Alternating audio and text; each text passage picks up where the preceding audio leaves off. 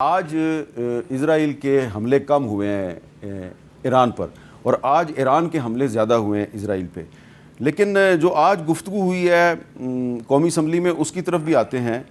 لیکن اس سے پہلے جو ڈونلڈ ٹرمپ صاحب کی ایک ملاقات ہوئی ہے army chief field marshal Asim Munir صاحب کے ساتھ، وہ سب جانتے ہیں کہ ڈونلڈ ٹرمپ صاحب نے اس پہ کیا بات کی ہے۔ ذرا اس میں ہم جو پہلو جو ہم فوکس کرنا چاہتے ہیں وہ یہ ہے کہ انڈین میڈیا اس پر بہت آگ بگولا ہے۔ تو جو مولانا فضل الرحمان صاحب نے بات کی ہے اس پر بھی آ جاتے ہیں۔ مولانا فضل الرحمان صاحب نے کیا کہا ہے ذرا وہ دیکھ لیتے ہیں۔ ہمیں کھل کر فلسطینیوں کے ساتھ کھڑے ہو جانا چاہیے۔ یہود ہنود یہ ایک ہے۔ فلسطین سے آگے لبنان پر وہ حملے کر چکا ہے، شام پر حملے کر چکا ہے، عراق پہ جو کچھ گزری ہے وہ آپ کے سامنے ہے۔ اس کے بعد ایران، اس کے بعد اب پاکستان، اور پاکستان کی ایٹمی قوت کو تباہ کرنا ان کا ایجنڈا ہو سکتا ہے۔ اچھا، اب ڈاکٹر طارق فضل چودھری صاحب، پاکستان ایک طرف تو اس نے انڈیا کے خلاف ایک فوجی فتح حاصل کی، اس کے بعد بہت سی آپ کو سیاسی اور سفارتی فتوحات ملی ہیں، لیکن ہماری پارلیمنٹ میں آج یہ بحث ہوئی کہ ایران کے بعد اسرائیل کا اگلا نشانہ پاکستان بھی ہو سکتا ہے۔ تو آپ کا اس کے بارے میں کیا خیال ہے؟ بسم اللہ الرحمن الرحیم۔ بہت شکریہ میر صاحب، آپ نے پروگرام میں دعوت دی۔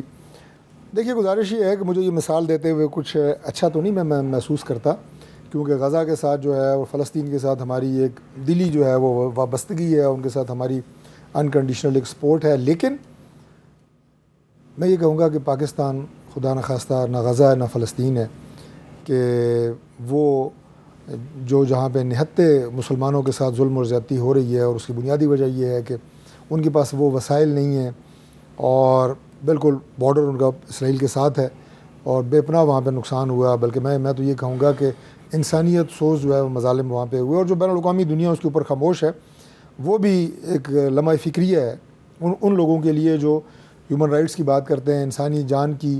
پورا مغربی اگر آپ دیکھیں معاشرہ تو وہ ہیومن رائٹس، انسانی جان کی قدر و قیمت اور ان کی بات کرتا ہے، لیکن یہ سارا سبق وہ جب آپ فلسطین کے اوپر جو زیادتی اور ظلم ہو رہا ہے جب وہ ہوتا ہے تو اس کو وہ بھول جاتے ہیں۔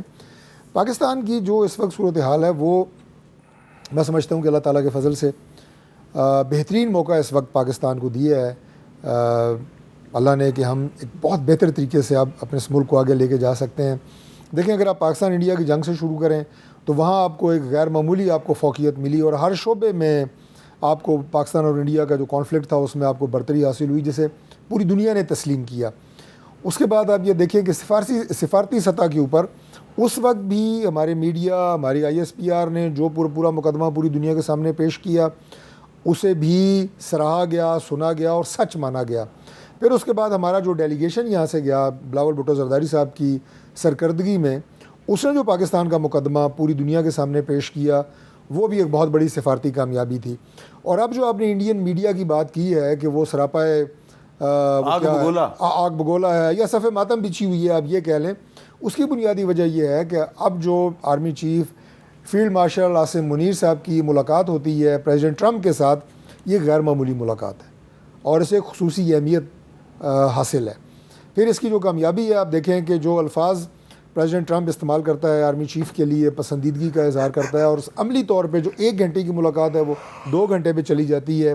یقینی بات ہے کہ اس میں پاکستان کی اس خطے کے اندر جو ایک آپ یہ کہیں کہ ریجنل پیس سٹیبلائزر کا کردار ہے، انتہائی ذمہ دارانہ کردار ہے، اس کو تسلیم کرتے ہوئے پاکستان کو امریکہ کے ساتھ جو پیش رفت ہوتی ہے اور ہمارے موقف کی جو پذیرائی ہوتی ہے، امریکن میڈیا ہو، امریکن کانگریس مین ہوں، پریزیڈنٹ ٹرمپ ہوں، وہ آپ کی ایک بہت بڑی کامیابی ہے۔ پاکستان کا امریکہ کے ساتھ ایک جو تعلقات ہیں اس میں ایک نیا باب کھلتا ہے، اور اسی طرح جو انڈیا بہت زیادہ ہمیں کہا کرتا تھا کہ جناب یہ سفارتی تنہائی کا شکار ہو گئے ہیں اور پاکستان کا موقف پوری دنیا کے سامنے تسلیم نہیں کیا جا رہا، آج ہمارا موقف جو ہے سب سے زیادہ دنیا میں سنا جا رہا ہے، سچ مانا جا رہا ہے، آپ کی اس خطے کے اندر پوزیشن کو اپریشیٹ کیا جا رہا ہے، آپ کو جو اللہ نے صلاحیت دی ہے عسکری اور اس کے ساتھ ساتھ آپ کی پولیٹیکل، ان کا آپس میں جس طرح بہترین طریقے کے ساتھ ایک آپ یہ کہیں کہ اسٹرینتھ اور فورس ہے یہ، اور اس کے ساتھ ساتھ قوم کی پوری یونٹی جس طرح وہ کھڑی ہوئی ہے، تو یہ ایک ایسے ٹرننگ پوائنٹ ہے کہ پاکستان جو ہے وہ ٹیک آف کر چکا ہے اور انشاءاللہ مزید ٹیک آف کرے گا، اور پوری دنیا اس کو نہ صرف مان رہی ہے، اور آج کی جو ملاقات ہے یہ میں سمجھتا ہوں کہ دوبارہ میں یہ کہوں گا کہ یہ جن حالات میں ہو رہی ہے اور جتنی اسی پذیرائی حاصل ہو رہی ہے، انشاءاللہ تعالیٰ پاکستان کے لیے یہ بہت خیر کی خبر لائے گا۔ عامر ڈوگر صاحب، آپ نے بھی قومی اسمبلی میں وہی بات کی ہے تقریباً جو مولانا فضل الرحمان صاحب نے کی، کہ آپ نے کہا کہ خدا نہ خواستہ پاکستان بھی نشانہ بن سکتا ہے۔ کیوں آپ کو یہ خدشہ ہے کہ ایران کے بعد اسرائیل پاکستان کو بھی نشانہ بنا سکتا ہے؟ بسم اللہ الرحمن الرحیم۔ بہت شکریہ امیر صاحب۔ آج جو میں نے تقریر کی قومی اسمبلی میں بجٹ کی جنرل ڈیبیٹ کے موقع پر، اس میں نے ہم سب کے لیے، قارئین کے لیے، جو آپ کا ایک کالم پچھلے دنوں آپ نے لکھا اور اس میں جو آپ نے نقشہ بیان کیا اور وہ اب تک حقیقت پر مبنی ہے، آلموسٹ میں نے اسی کا حوالہ دے کر اسی کے اوپر بات آگے چلائی کہ اسرائیل جو ہے جی اردن اور لبنان سے شروع کرتا ہوا ایران تک آ گیا۔ لبنان اور شام سے، لبنان، شام، اردن کے ساتھ پیس معاہدہ ہوا، وہ شام کی سرحد تک پہنچ کر موساد نے وہاں اپنے پنجے گاڑ لیے۔ پھر شام کو انہوں نے تباہ و برباد کیا 14 سال، بھائی کا بھائی سے گلا کٹوایا۔ اس کے بعد ایران، اور ایران کو اسلحہ دے کر پھر وہاں خون ریزی کرائی، عربی اور فارسی کی جنگ کرائی، اور پھر اس کے بعد عراق بھی آج فارغ ہو گیا۔ اب ایران کی باری ہے۔ دیکھیں، میں ایران کی قوم کو سلام پیش کرتا ہوں کہ جنہوں نے 57 اسلامی ملکوں میں اپنی ایک بیک بون کا، ایک طاقت کا مظاہرہ کیا اور آج اس کے سامنے کھڑے ہیں۔ ابھی آج آپ نے ابتدائیہ میں بتایا کہ پہلے 2-3 دن سے تو یوں لگ رہا تھا کہ اسرائیل کی ٹیکنالوجی، اس کی سپرمیسی بہت زیادہ ہے، اور پھر وہ کون نہیں جانتا کہ امریکہ کا وہ ناجائز بچہ ہے اور امریکہ کی شے اس کو حاصل ہے، امریکن انٹیلیجنس کی، ان کا جو ایک تھنک ٹینک ہے اس کی شے حاصل ہے۔ یہاں میں سمجھتا ہوں اگر 1.5 سال پہلے جب غزہ پہ اس نے حملہ کیا اور جس میں اب تک 55,000 لوگ شہید ہو گئے ہیں، جس میں سے 18,000 بچے ہیں، معصوم بچے ہیں، 16,000 خواتین ہیں، اگر یہ اسلامی ممالک کٹھے ہوتے جو لیٹ گئے ہیں امریکہ کے سامنے، اسرائیل کے سامنے لیٹ گئے ہیں، اور وہاں جنگ بندی کراتے اور وہاں اس کا محاسبہ کرتے، تو آج ایران پر اسرائیل کو حملے کی جرأت نہ ہوتی۔ مسلم ورلڈ کا کردار اس میں انتہائی شرمناک ہے، OIC کا کردار اس میں انتہائی شرمناک ہے، اور ٹرمپ کا دورہ معیار، ابھی کل کی بات ہے، وہ میڈیشن کرا رہا ہے انڈیا اور پاکستان کے درمیان، اور اس کی الیکشن کیمپین، اس کی سپیچز یہ ہیں، الیکٹ ہونے کے بعد اس کی تقاریر یہ ہیں کہ وہ پوری دنیا میں جنگی تنازعات ختم کرائے گا، وہ امن کروائے گا، اور دوسری طرف یہ اس کا دورہ معیار ہے کہ وہ ہم ایران پہ یہ کریں گے، وہی کا لفظ استعمال کر رہا ہے، ہم تہران کو خون میں نہلا دیں گے، ہم اس کو جلا کر راکھ کر دیں گے۔ تو اس کا مطلب ہے کہ وہ پارٹنر ہے، یہ اس کا بڑا ڈبل سٹینڈرڈ ہے، اور اس پر جو پاکستان کی حکومت کا اب تک کا جو غزہ کا معاملہ ہو یا اب کا جو معاملہ، جو میرے بھائی نے کہا جی ہم تو انکنڈیشنل سپورٹ کر رہے ہیں، کون سی آپ کی سپورٹ نظر آئی ہے؟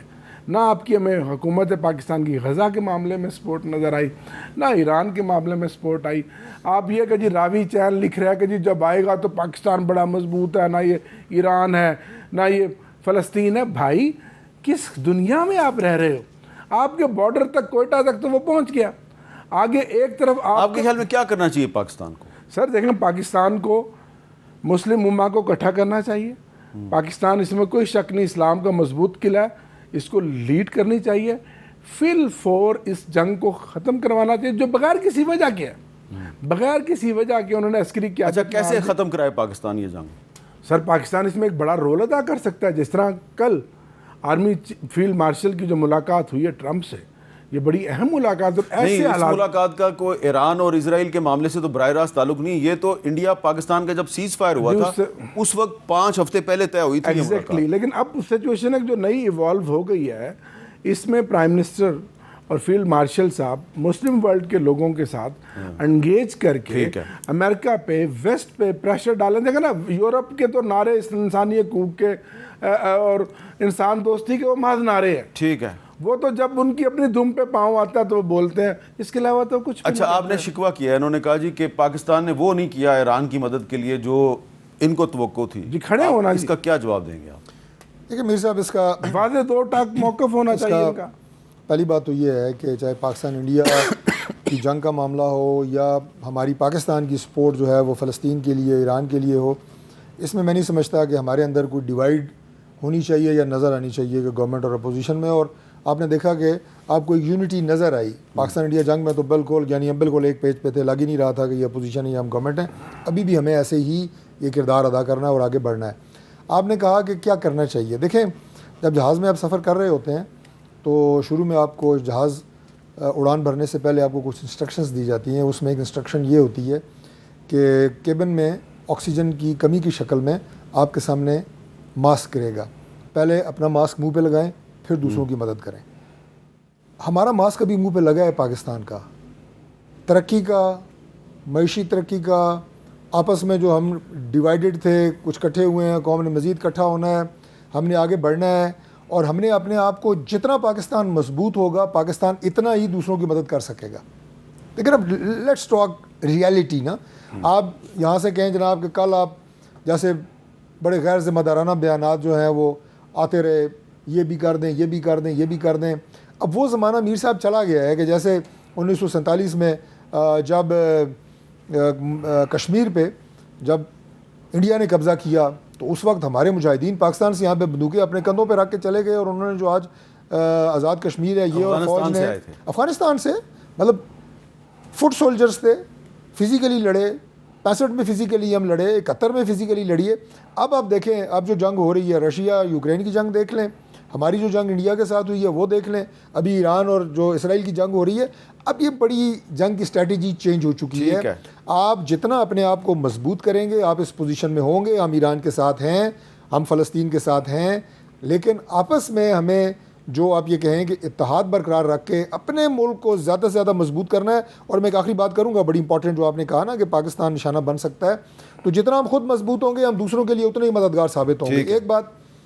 دوسری بات یہ ہے کہ دیکھیں یہ بھی سوچنے کی بات ہے نا، سوالیہ نشان ہے. انہوں نے کہا نا پاکستان خدا نہ خواستہ نشانہ بن سکتا ہے. دوسرا سوال یہ ہے کہ اب تک نشانہ کیوں نہیں بنا؟ آپ سارے ملکوں کا نام لیں، آپ عراق سے شروع ہوں، افغانستان، لبنان، سیریا، جتنے یہ ممالک ہیں، ابھی ایران کو دیکھیں.